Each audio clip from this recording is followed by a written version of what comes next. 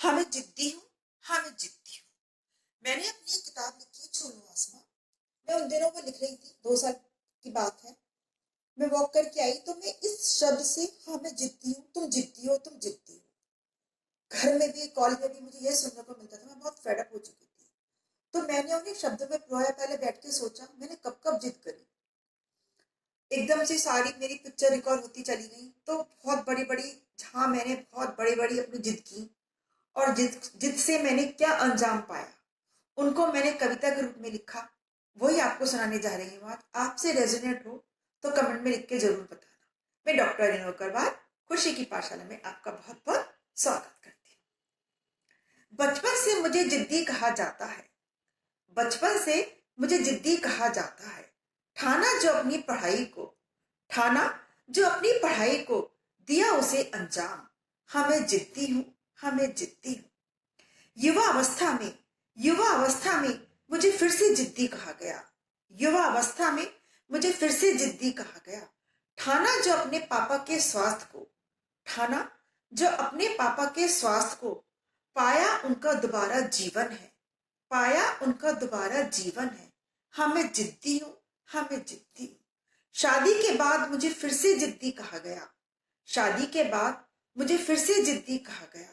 ठाना जो अपने पति का विश्वास पाने को, ठाया जो अपने पति का विश्वास पाने को, पाया स्वर्गीय सास का आशीर्वाद अपने ऊपर।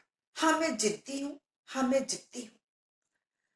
जब जॉब में मुझे फिर जिद्दी कहा गया, जॉब में मुझे फिर जिद्दी कहा गया। ठाना जो अपने मन में, ठाना जो अपने मन में, अपने विद्यार्थियों में आत्मविश्वास की चिंगारी पैदा करना, पाया अपने सेक्रेटरी श्री दयानंद गुप्ता जी का आशीर्वाद। हाँ मैं जिद्दी हूँ। हाँ मैं जिद्दी हूँ। अब शायद, अब शायद फिर मैं जिद्दी कहलाऊं। अब शायद फिर मैं जिद्दी कहलाऊं। ठाना मन में, ठाना है मन में, अपने विद्यार्थियों में उठी चिंगारी को न दबने देना। ठाना है मन में, विद्यार्थियों में उठी चिंगारी को न दबने देना। परमात्मा करेगा मेरी रक्षा उसमें। हाँ मैं जिद्दी हूँ। हाँ मैं जिद्दी हूँ। अब मैं आपको थोड़ी सी एक्सप्लेन करती हूँ कि जब हमारा पहला पड़ाव था, बचपन में मैं जिद्दी थी। तो मेरे पापा वो सोचते थे मैं बड़ी सीधी सी पतली दुबली सी हूँ, कुछ खाती पीती नहीं हूँ, तो मैं ज्यादा साइंस ले नहीं पाऊंगी। वो सोचते थे मैं आर्ट्स लूँ, बीए करूँ और वो मेरी शादी कर दें। तो मेरा ख्वाब था कि मैं साइंस लूँ, मैं डॉक्टर बनूं।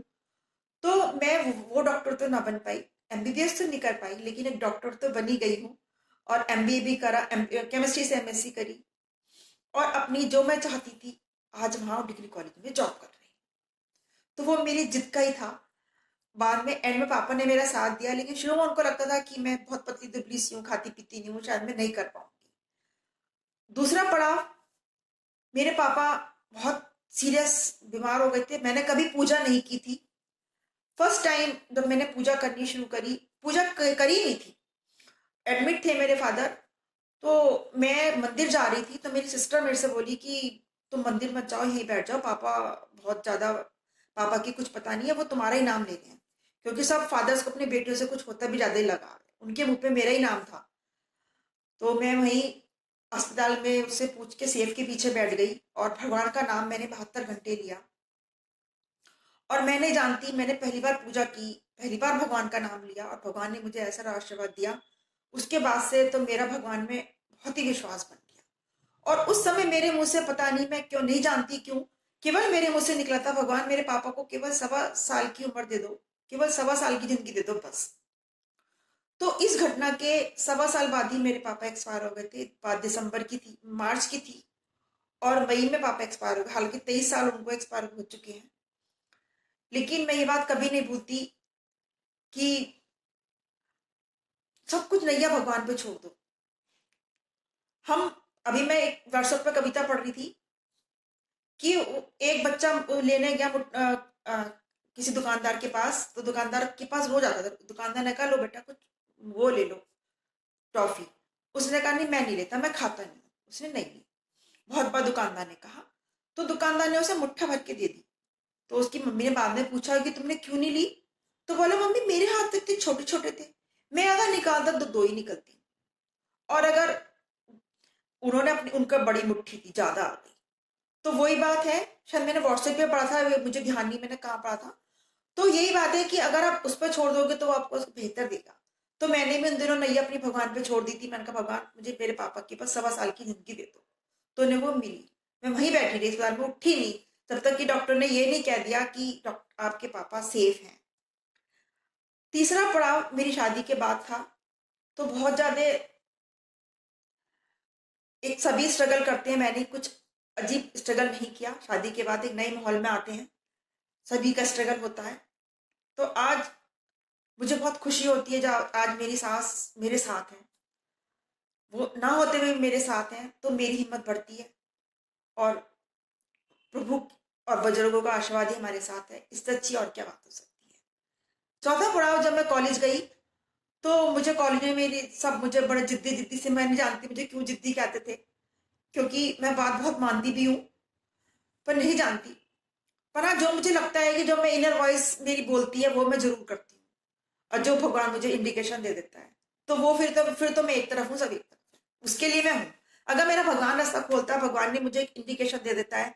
हर कोई, मैं बार बार आपको वीडियो में बताती भी रहती हूँ, आज मुझे भगवान ने इंडिकेशन दिया तो फिर मैं अकेली हूँ।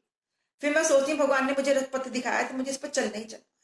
तो उसका ये फायदा हुआ कि जब मैंने बच्चों को मोटिवेशन देना शुरू करा, अपनी किताब में भी लिखा, 40-50 बच्चों में इतना ज्यादा चेंज आया, इतना ज्यादा उनकी लाइफ में चेंज आया। अब भी ड्यूरिंग लॉकडाउन भी बहुत बच्चों की लाइफ में चेंज आया, जो बच्चे बताते नहीं है, बल्कि यूट्यूब मेरा टीवी में लगा के सबको दिखाते हैं, अपनी फैमिली मेंबर को।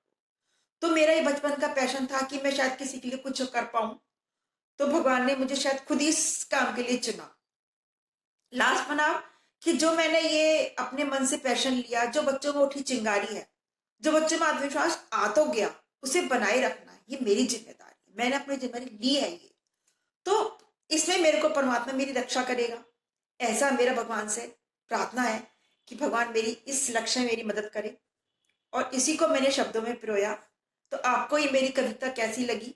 अच्छी लगी हो तो इसको शेयर भी कीजिएगा और मेरे चैनल को सब्सक्राइब भी कीजिएगा। इसी के साथ साथ आप सबका बहुत बहुत